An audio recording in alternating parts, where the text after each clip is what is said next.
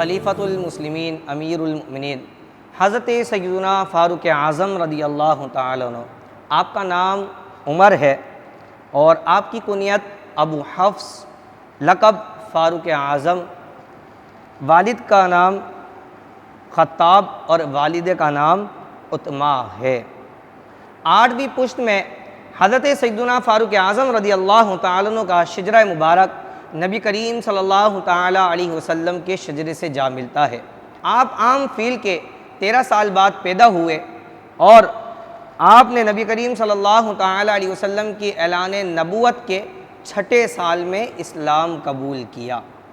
آپ اسلام لانے والوں میں 40ویں مرد ہیں، یعنی کہ عورت اور مردوں میں جتنی بھی تعداد میں لوگ اسلام لا چکے تھے اس وقت 39 افراد جو ہے وہ ایمان لا چکے تھے۔ نبی کریم صلی اللہ تعالیٰ علیہ وسلم نے اللہ تبارک و تعالیٰ کی بارگاہ میں دعا فرمائی، اللہم اعز الاسلام بعمر بن الخطاب رضی اللہ تعالیٰ عنہ، اے اللہ عمر بن خطاب کے ذریعے اسلام کو عزت عطا فرما۔ کئی مرتبہ نبی کریم صلی اللہ علیہ وسلم نے یہ بھی دعا فرمائی، اللہم اعز الاسلام بعمر بن الخطاب او عمر بن الحشام، عمر بن حشام کے بارے میں اور عمر بن خطاب کے بارے میں کہ اللہ عمر بن خطاب کے ذریعے یا عمر بن حشام کے ذریعے جو ہے وہ اسلام کو غلبہ عطا فرما۔ عمر بن حشام یہ ابو جہل کا نام ہے، لیکن ایک مقام پر خود رسول اللہ نے حضرت سیدنا فاروق اعظم رضی اللہ تعالیٰ کا نام لے کر دعا فرمائی۔ آپ نے دعا فرمائی، اللہم اعز الاسلام بعمر بن الخطاب رضی اللہ تعالی عنہ، اے اللہ عمر بن خطاب کے ذریعے اسلام کو غلبہ عطا فرما۔ حضرت سیدنا فاروق اعظم رضی اللہ تعالی عنہ کا ایمان لانے کا بھی عجیب واقعہ ہے کہ ایک مرتبہ جب آپ اپنے گھر میں داخل ہوئے اور دیکھا کہ مسلمان لوگ ہوتے جا رہے ہیں تو آپ نے یہ عہد کیا کہ میں آج جا کر نبی کریم ثم معاذ اللہ کے نبی کریم صلی اللہ تعالیٰ علیہ وسلم کو شہید کر دوں گا۔ راستے میں ایک شخص آپ کو ملا، اس نے کہا کہ تم نبی کریم صلی اللہ تعالیٰ علیہ وسلم کی خبر لینے جاتے ہو، پہلے اپنے گھر میں جا کے دیکھو کہ تمہاری بہن جو ہے وہ اسلام لا چکی ہے۔ اللہ اکبر۔ آپ اپنے گھر میں گئے تو دیکھا کہ آپ کی بہن اور جو آپ کے بہنوئی تھے وہ قرآن پاک پڑھا رہے تھے اور آپ کی بہن قرآن کی تلاوت کر رہی تھی۔ حضرت عمر کو اتنا غصہ آیا کہ آپ نے زوردار تماچا اپنی بہن کے مارا۔ اللہ اکبر۔ اور پھر آپ نے میان سے تلوار نکالی اور کہا کہ آج ثم معاذ اللہ کہ میں نبی کریم صلی اللہ تعالیٰ علیہ وسلم کو شہید کر دوں گا۔ اب حضرت عمر تلوار لے کر حضور علیہ الصلوۃ والسلام کی طرف چلے۔ وہاں صحابہ کرام علیہم رضوان حضور علیہ الصلوۃ والسلام کے ارد گرد جمع تھے۔ حضرت سیدنا امیر حمزہ رضی اللہ تعالیٰ عنہ اسلام لا چکے تھے۔ جب آپ کو اس بات کی خبر ملی تو آپ نے فرمایا کہ اگر وہ خیر کے لیے آ رہا ہے تو اس کے لیے خیر ہوگی، اور اگر وہ شر کی نیت سے آ رہا ہے تو حمزہ کی تلوار اس سے اس کا انتقام لے گی۔ نبی کریم صلی اللہ تعالیٰ علیہ وسلم اللہ کی بارگاہ میں پہلے ہی دعا کر چکے تھے، اللہم اعز الاسلام بعمر بن الخطاب، کہ اللہ عمر بن خطاب کے ذریعے اسلام کو غلبہ عطا فرما۔ جب نبی کریم صلی اللہ تعالیٰ علیہ وسلم کو پتہ چلا کہ عمر جو ہے وہ تشریف لا رہے ہیں تو نبی کریم صلی اللہ تعالیٰ علیہ وسلم نے صحابہ کرام علیہ رضوان سے فرمایا کہ انہیں اندر آنے دو۔ جو ہی حضرت سیدنا فاروق اعظم نبی کریم صلی اللہ تعالیٰ علیہ وسلم کی بارگاہ میں حاضر ہوئے تو آپ نے جو ہی نبی کریم صلی اللہ علیہ وسلم کے چہرے پہ نگاہ ڈالی، اسی وقت نبی کریم صلی اللہ تعالیٰ علیہ وسلم کے قدموں میں گر گئے اور کلمہ پڑھ کے مسلمان ہو گئے۔ اب یہ تھے 40ویں مسلمان جو اسلام لے کر آئے، اور حضرت عمر فاروق اعظم رضی اللہ تعالیٰ کا یہ مقام کہ ایک مرتبہ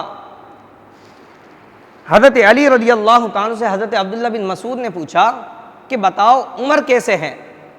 حضرت علی نے فرمایا تم عمر کے بارے میں پوچھتے ہو، عمر تو وہ ہے جو زبان سے نکالے وہی ہو جاتا ہے، یعنی کہ جو بات کہے اللہ وہی قرآن میں نازل فرما دیتا ہے۔ اللہ اکبر۔ جب حضرت عائشہ پہ بہتان لگا تو حضرت فاروق اعظم نے فرمایا سبحانک ھذا بہتان عظیم، پاک ہے وہ پروردگار، اور یہ جو تہمت لگاتے ہیں، بہتان لگاتے ہیں، بہت بڑا تہمت ہے، بہتان ہے۔ اللہ نے یہی آیت مبارکہ قرآن میں نازل فرما دی۔ کئی مقامات پر حضرت عمر نے جو مشورے دیے اسلام کے لیے اللہ نے قرآن میں نازل فرما دیا۔ اللہ اکبر۔ یہ تھے حضرت سیدنا فاروق اعظم رضی اللہ تعالی عنہ۔ آپ کو یہ بات اچھی نہیں لگتی تھی کہ صحابہ کرام علیہم رضوان کے ساتھ اس وقت منافقین بھی حضور کی بارگاہ میں آتے اور پردے کا حکم جاری نہیں ہوا تھا۔ آپ نے فرمایا کہ یا رسول اللہ یہاں منافقین بھی آتے ہیں، آپ اپنی ازواج کو پردے کا حکم دیجئے۔ اللہ نے تمام خواتین کے لیے اور نبی کریم صلی اللہ تعالی علیہ وسلم کی ازواج کے لیے قرآن میں پردے کا حکم نازل فرما دیا۔ یہ تھی حضرت عمر کی زبان کہ جو آپ کی زبان سے نکلتا اسلام کے لیے اللہ اس کو اتنا پسند فرماتا کہ اللہ اس کو اسلام کا رکن بنا دیتا، اللہ اس کو قرآن کی آیت بنا کے نازل فرما دیا کرتا تھا۔ اللہ اکبر۔ یہ تھے حضرت سیدنا فاروق اعظم رضی اللہ تعالیٰ عنہ۔ جب حضرت سیدنا فاروق اعظم رضی اللہ تعالیٰ کی شہادت ہوئی تو حذیفہ بن یمان فرماتے ہیں کہ نبی کریم صلی اللہ تعالیٰ علیہ وسلم نے ارشاد فرمایا اسلام پر ایک دروازہ ہے، فتنے آتے ہیں اس دروازے سے ٹکراتے ہیں اور گر جاتے ہیں، جس دن وہ دروازہ بند ہو جائے گا فتنے گھروں میں داخل ہو جائیں گے۔ آپ فرماتے ہیں حذیفہ بن یمان کہ میں نے نبی کریم صلی اللہ تعالیٰ علیہ وسلم سے عرض کی کہ یا رسول اللہ وہ دروازہ کون ہے؟ تو حضور علیہ الصلوۃ والسلام نے فرمایا عمر بن الخطاب، یعنی کہ وہ حضرت فاروق اعظم رضی اللہ تعالیٰ تھے کہ جس دن حضرت فاروق اعظم دنیا سے رخصت ہو جائیں گے فتنے لوگوں کے گھروں میں داخل ہو جائیں گے۔ اور آپ دیکھیے کہ جب حضرت عثمان غنی رضی اللہ تعالیٰ کی خلافت آئی تو اس وقت فتنوں نے جنم لیا اور کئی سارے فتنے جو ہے وہ اس دنیا میں پھیل گئے حضرت عثمان غنی کے دور میں۔ تو یہ حضور علیہ الصلوۃ والسلام کی بشارت تھی کہ جب اسلام کا دروازہ عمر دنیا سے چلا جائے گا فتنے لوگوں کے گھروں میں داخل ہو جائیں گے۔ اللہ اکبر۔ محبوب رب عرش ہے اس سبز قبہ میں، پہلو میں جلوہ گاہ عتیق و عمر کی ہے۔ اللہ اکبر۔